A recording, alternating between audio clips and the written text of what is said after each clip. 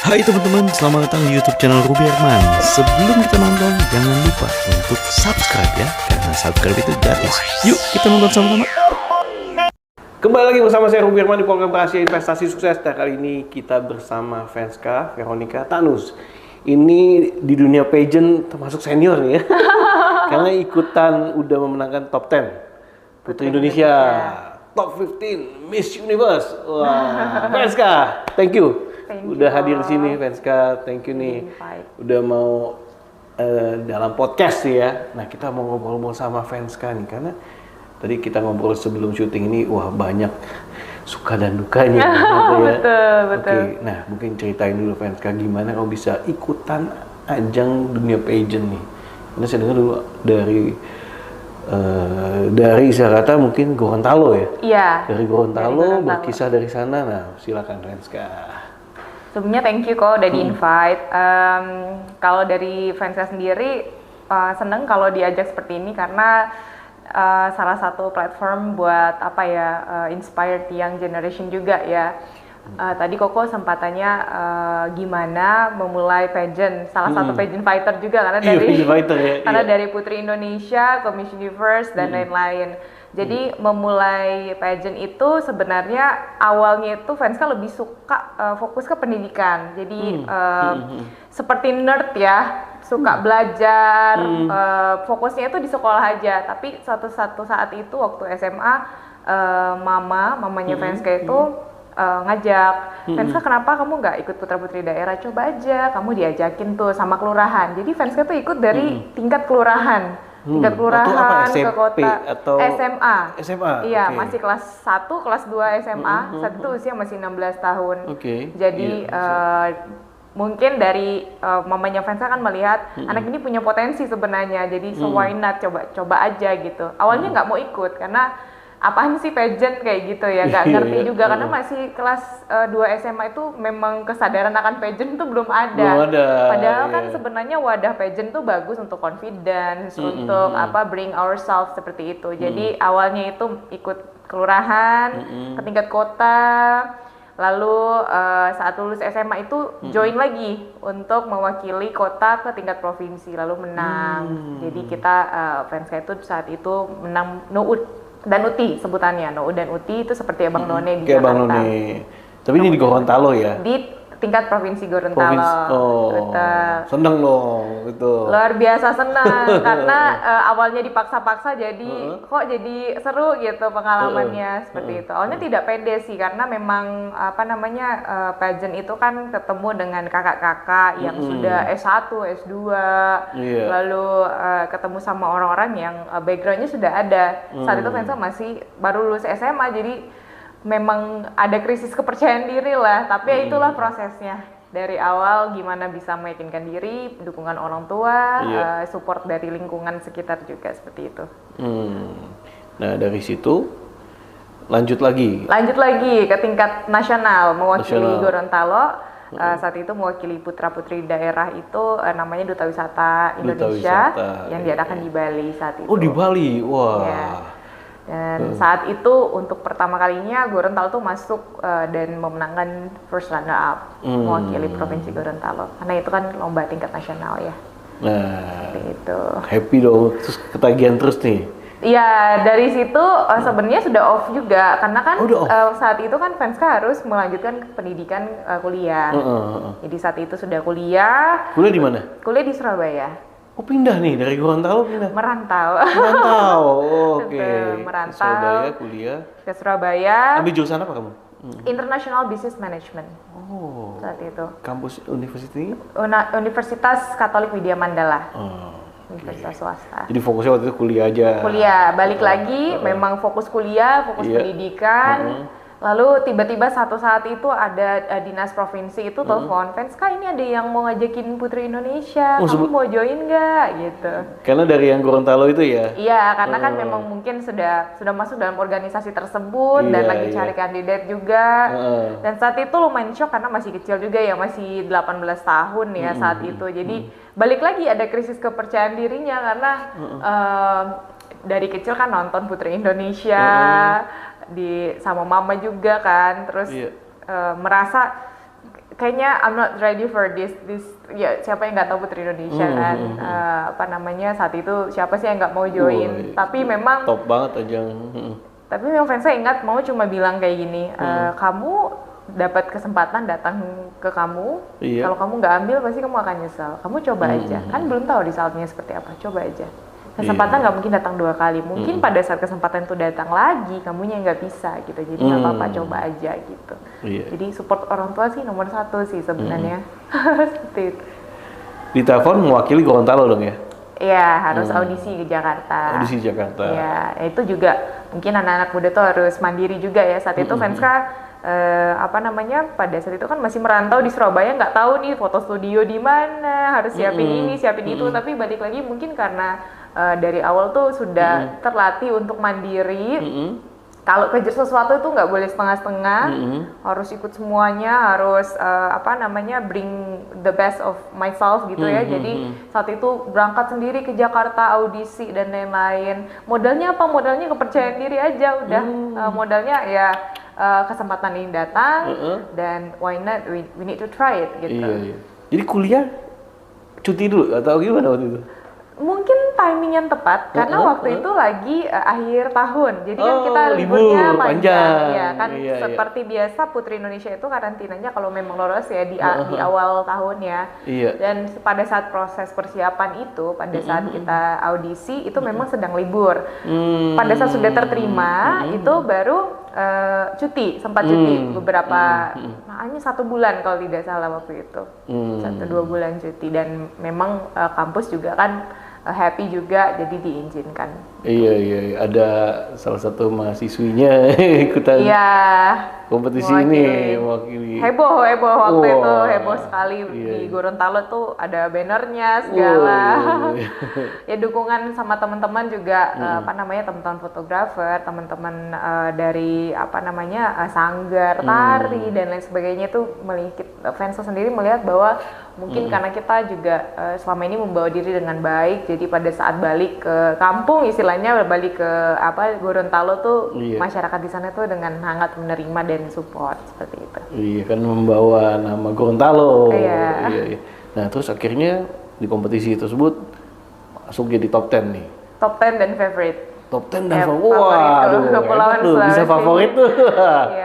Nggak mudah kan bertanding dengan kota-kota. Tidak pernah menyangka karena kan salah satu peserta paling muda saat itu dan balik lagi karena orang daerah jadi merasa kayak bisa nggak ya kita dari daerah secara pendidikan dan lain-lain kan sebenarnya kita lumayan berbeda gitu ya jadi merasa nggak pede udah pasti nggak pede awal-awal tapi balik lagi insecurity sudah ada di sejak 10 tahun lalu nggak cuma sekarang 2014 tuh ya 2014 juga dulu sangat insecure dan apalagi kalau kita lihat competitors kita ya lihat apa namanya finalis yang lain yang luar biasa cantik yang background pendidikannya juga sangat luar biasa tapi mungkin satu ya yang pengen saya pegang jangan melihat dia tuh saingan kita, tapi melihat tuh kita masuk dalam circle ini, dalam kompetisi ini tuh ketemu dengan orang-orang hebat, dan kita juga sebenarnya sudah terpilih menjadi salah satu perwakilan, jadi sebenarnya kita juga sudah menjadi yang terbaik di daerah kita, jadi sebenarnya melihat situasi, melihat satu kejadian itu, kita ngelihat kita ketemu dengan orang hebat, kita bisa belajar dari mereka, jadi sebenarnya mengubah insecurity jadi apa ya wisdom. Apa namanya lebih ke arah aku punya teman baru, aku bisa belajar di sini, dia punya kelebihan, aku juga punya kelebihan seperti itu. Jadi ya memang balik lagi mindset kita tuh harus dibangun setiap harinya. Iya, benar-benar. Gitu. Nah, seneng dong, wah masuk top 10 di Gorontalo disambut loh ya. Disambut ya, luar biasa dukungan dari Bapak dan Ibu Gubernur, Wakil Gubernur, Bapak dan Ibu Wali Kota. Jadi memang mungkin karena dulu pernah jadi putri daerah juga, jadi memang apa namanya disambut dengan hangat. Turun pesawat udah ada. Bahkan sebenarnya fun fact, Fanska dan pas pada saat kita menjadi Nuu dan Nuti putra-putri daerah, saat itu kan di tahun 2012. Iya. Lalu Bandara Gorontalo itu kalau tidak salah ya itu ada apa namanya ada bandara baru. Dan fun fact-nya adalah kami itu dibuatkan replika patung di bandara. Jadi sudah dikonfirmasi ke developernya, ini beneran nggak, jangan kita kepedean gitu kan. Tapi ternyata benar mereka mengambil sebatas replika ya, replika putra-putri daerah. Jadi salah satu yang sangat beruntung bisa dijadikan ikonik daerah. Jadi kalau misalnya datang ke Gorontalo nanti aku bisa cari foto bareng. Kan di Pensil. Betul. Iya. Nah, lanjut nih. Udah menang dong. Wah, happy dong, banyak peluang-peluang terbuka juga dong Banyak pastinya. sekali peluang terbuka. Iya, lanjut. Terus kemana? Setelah Putri Indonesia hidup nggak seindah itu ya kok. Oh gitu ya? Iya, Hidup jadi nggak seindah. Udah menang top 10. sudah menang top 10, overwhelmed. Aku menang, aku balik lagi berkuliah. Kuliah Surabaya dong? Kuliah di Surabaya, balik lagi. Pada saat itu pasti banyak sekali pilihan ya. Friends-Kak, casting ini, mau entertain nggak? Ya, seperti itu. Jadi balik lagi sudah komitmen dari awal. Mengikuti pageant itu lebih ke me versus me ya, jadi lebih ke self development. Jadi balik lagi harus menjalankan kewajiban dan tanggung jawab. Sudah memutuskan untuk berkuliah, jadi melanjutkan pendidikan. Pada saat itu balik ke Surabaya, berkuliah seperti biasa, tapi saat itu masuk ke akhir 2014 tuh Vanessa sempat sakit. Lalu sempat ada kejadian juga di mana Vanessa obesitas saat itu karena sakit. Imbalance hormon. Jadi seperti hormon yang tidak stabil, jadi kita nafsu makannya naik terus seperti itu. Jadi pada saat itu di 2015 naik 25 kilo. Jadi yang tadinya punya privilege langsing seperti itu. Jadi ya memang mungkin musibah atau namanya sakit ya, kita nggak pernah tahu. Jadi di situ tuh down lagi, merasa nggak pede karena mungkin dulunya punya privilege, sekarang tiba-tiba obes gitu ya. Jadi nah di situ proses kehidupan Vanessa sih, jadi lebih ke saat itu obesnya itu lumayan lama sampai lulus kuliah, sempat naik turun, sempat insecure segala macam, udah gabung insecure, udah udah ke mental sih sebenarnya, karena kan orang ngelihat you're Putri Indonesia, dan sebenarnya kita gimana ya di mata orang-orang kan sebenarnya ini almost perfect lah, jadi icon lah. Jadi icon, jadi kita harus tampil ya memang selayaknya, sesuai ekspektasi mereka. Tapi yang kita miss adalah kita masih manusia biasa, sakit bisa datang seperti itu. Jadi prosesnya panjang sekali. Berjuang ya kamu. Berjuang. Mungkin yang tidak mudah itu yaitu dibully sana sini. Kok kamu gini, kamu kenapa? Kok nggak berjuang buat kurus lagi seperti itu. Padahal kita berjuang, cuman memang kita kan mencari cara dan kita berproses ya, nggak semua proses kan bisa cepat. Seperti itu. Jadi disitulah setelah lulus kuliah memutuskan untuk bekerja di corporate. Karena untuk modeling sepertinya kurang fit ya di industri ini. Bekerja dan merantau lagi ke Jakarta. Memang dari dulu pengennya kerjanya di Jakarta. Lulus kuliah baru bekerja merantau lagi di ibu kota. Sudah gue paling terakhir adaptasi nih. lagi seperti itu. Jadi kerja dan selama bekerja itu proses kehidupannya. Jadi sebenarnya awalnya mikirnya juga akan berkarir di dunia entertain dan lain sebagainya, tapi mungkin hidup berkata mungkin proses hidup punya jalannya sendiri, jadi harus bekerja di corporate dan saat ini kerjanya di IT industry. Women in tech. Women in tech nih, wah. Seperti itu. Ya pilihan juga ya, pilihan hidup ya. Pilihan hidup. Nggak semua ini di tech ya, jadi kamu lebih milih apa? Kenapa? Kan jurusannya bisnis. Betul. Kenapa? Karena ada kesempatannya dan sebenarnya masih relate juga karena Vanessa itu selling kita menjual solution ya di teknologi. Jadi belajar dari nol lagi. Oke. Dan sebenarnya communication skill-nya masih kepake dan business skill-nya juga masih kepake, so there's no issue sebenarnya. Tapi balik lagi belajar dari nol dan ya buat teman-teman di sini juga yang dengar podcast ini jangan jangan merasa nggak pede. Oh saya ini jurusannya beda dan lain-lain. Tapi coba aja balik lagi kayak pertama kali ikut Putri Indonesia. Kata mama saya ya coba aja. Iya ada kesempatan datang coba aja kan belum tahu gagal atau win-nya ya gitu. Nah terus tiba-tiba tahun 2023 balik lagi ada apa passionnya lagi. Ya that's quite shock karena kan Miss Universe ini memang Venska tuh nggak, ini pageant pertama ya dengan yayasan yang berbeda ya, jadi sempat shock dan tidak pernah ada di planning Venska sebenarnya. Jadi karena kamu lagi asik-asik di corporate nih. Betul, jadi kerja di kantoran, lalu ada kesempatan yang datang lagi ngajakin lagi. Ada siapa yang nelfon nih? Ada lagi yang nelfon. Iya, jadi teman ke teman sebenarnya. Venska kamu ini mewakili Gorontalo masih kosong nih. Udah kita bingung cari siapa, udah kamu aja gitu. Terus saat itu dan persiapan Venska tuh sangat short, sangat pendek karena kan balik lagi ya Miss Universe ini memang lumayan sedikit ya waktu persiapannya ya. Dari announce akan diadakan di Jakarta, akan mengambil Miss Universe dan lain sebagainya itu kan short period of time. Jadi pada saat itu ditelepon lagi, balik lagi ditelepon, lalu kamu tanya mama kamu gak? tanya lagi udah pasti restu orang tua karena biar bagaimanapun tanggung jawabnya sudah berbeda kok. Saat ini kan sudah bekerja, tanggung jawabnya dengan karir. Mungkin kalau yang lain-lain masih berkuliah ya masih bisa di balance ya, masih bisa diatur waktunya. Tapi kalau pekerjaan kan harus memilih. Prioritas pekerjaan dan saat itu cukup berat karena kita sebagai corporate juga kan kita harus taat dengan manajemen juga ya. Jadi keputusan manajemen saat itu tidak mengizinkan Venska untuk ambil unpaid leave. Jadi Venska harus resign saat itu. Resign. Jadi kalau dia bilang itu kita setengah-setengah, no.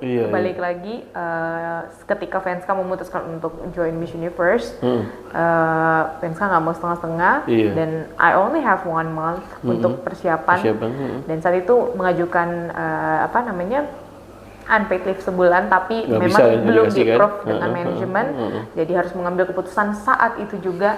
So I decided to resign and focus in my preparation. Jadi memang pengorbanannya juga cukup besar pada saat itu.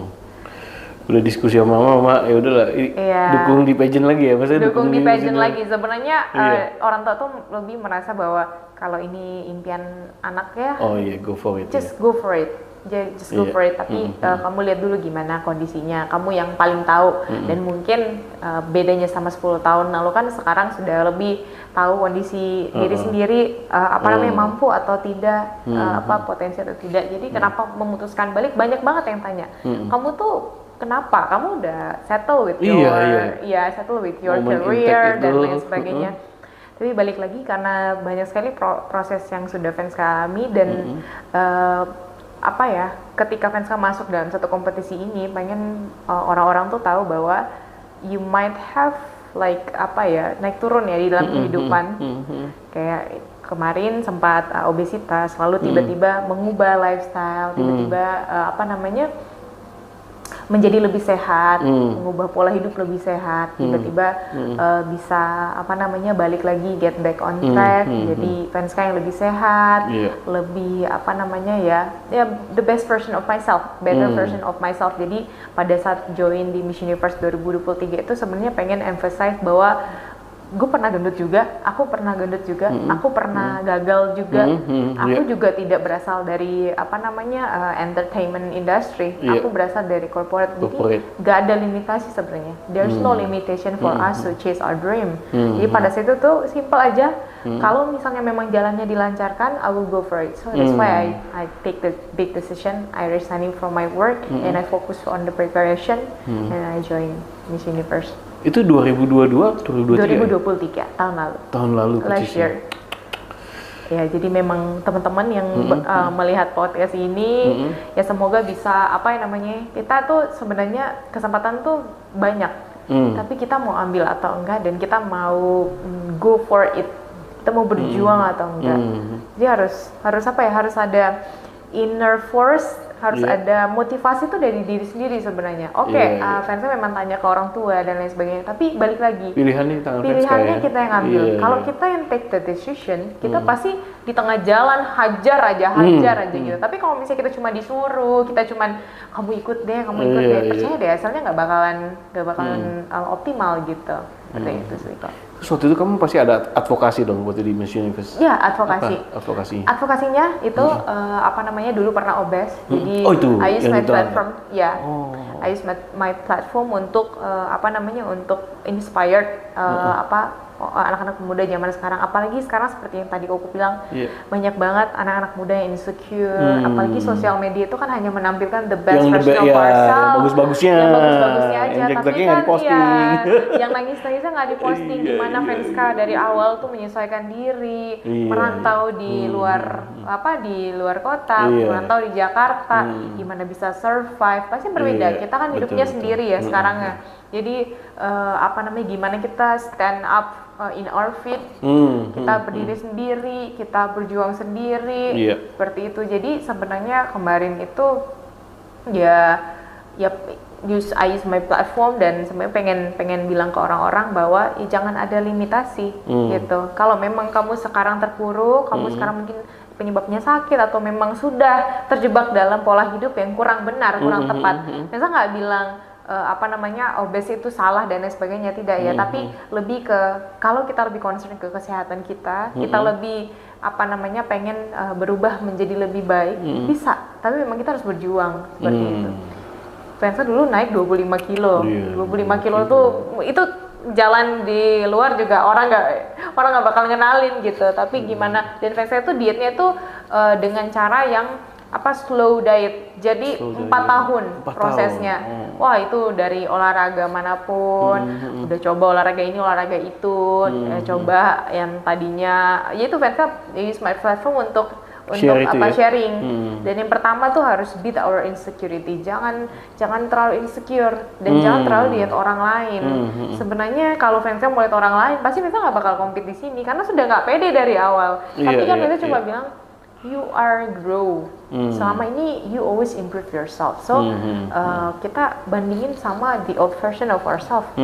Kita dulunya gimana? Jadi kita tuh bersaing dengan diri sendiri. Kalau lihat orang lain dia punya keunikan sendiri, kita punya keunikan sendiri juga, seperti itu. Jadi ya dulu advokasinya pengen bilang ke anak-anak muda, anak-anak daerah juga. Kadang-kadang kan kita kalau misalnya diminta ke luar daerah, berjuang, lomba dan lain sebagainya itu udah nggak pede ya. Aduh kak, tapi kan aku gini, aduh kak, tapi aku gini, aku nggak pede, aku lain sebagainya. Tapi menurut Vensa sih, there's no limitation ya. There's no limitation ya. Iya. Wow. Nah, satu buah pertanyaan terakhir nih, apa yang menjadi core value atau rahasia suksesnya kamu di Venska nih, sehingga ya kamu bisa jadi sosok inspirasi juga nih. Iya. Ada satu kutipan yang Vensa selalu ingat kok, di situ dibilang, never give up. Failure and rejections are the first step to be successful. There's a lot of failures in my life. Proses 10 tahun terakhir itu tidak gampang. Iya, nggak gampang. Tapi satu pilihan yang ada di diri kita mau bangkit lagi atau kita mau stay there. Iya. Dan sebenarnya gampang banget ngomong never give up. Tapi kalau kita lagi di kondisi itu terpuruk, gimana bisa gitu. Jadi memang salah satu yang pengen saya bilang bahwa semoga dengan podcast ini teman-teman yang ada di daerah manapun lah, daerah kecil, saya juga berasal dari daerah yang daerah yang kecil, jauh dari Jakarta, dan saat itu masih kecil juga nonton dari TV, wah bisa nggak ya, impian anak kecil biasa. Tapi ternyata kalau disebutkan dan kita manifest setiap hari dan kita mau apa ya, mau mengembangkan diri kita, ikut semua kegiatan. Dan saya ingat banget kalau saat itu Mama Venska ajakin terus Venska say no, what will be? Jadi sebenarnya take every opportunity that comes to you. Gagal dan menang itu urusan belakang. You never try, if you never try, you never know. Seperti itu. Wah, luar biasa. Venska, thank you so much nih udah berbagi. Wah, senang banget. Yang pasti all the best buat Venska. Thank you. Sukses ya Venska ya. Sukses selalu Kak. Oke Venska, thank you so much Venska untuk sharingnya. Sekali lagi sukses buat Venska dan apapun yang dikerjakan semoga berhasil. Nah teman-teman, demikian video kali ini, semoga bermanfaat. Jangan lupa untuk tonton terus Rahasia Investasi Sukses. Sampai jumpa di next episode. Gue Ruby Herman. Bye bye.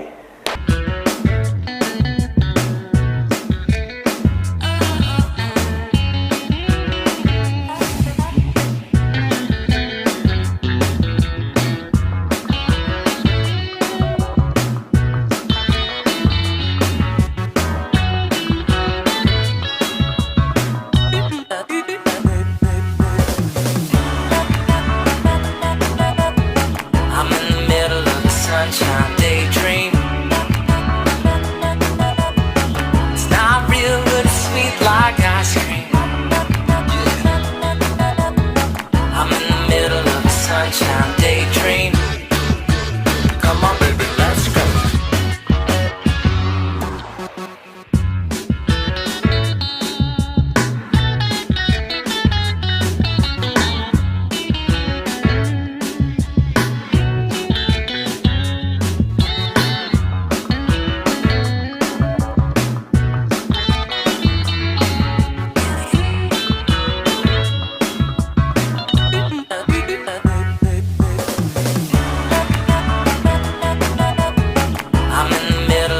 Sunshine daydream.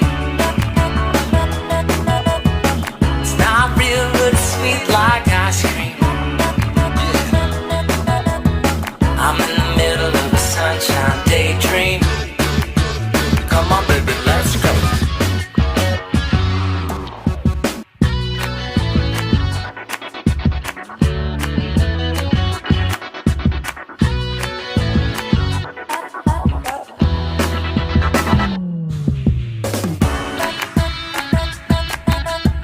I'm in the middle of a sunshine daydream.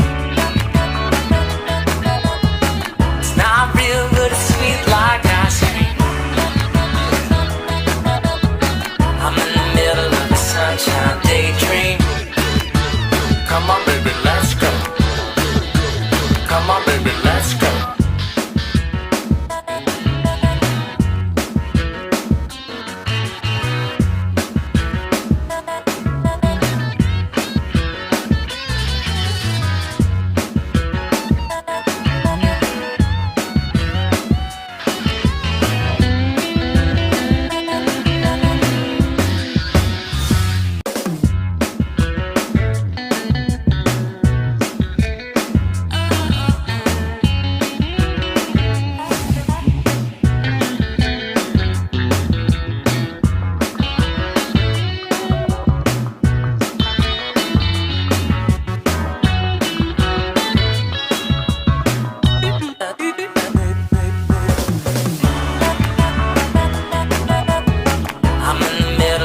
Sunshine daydream.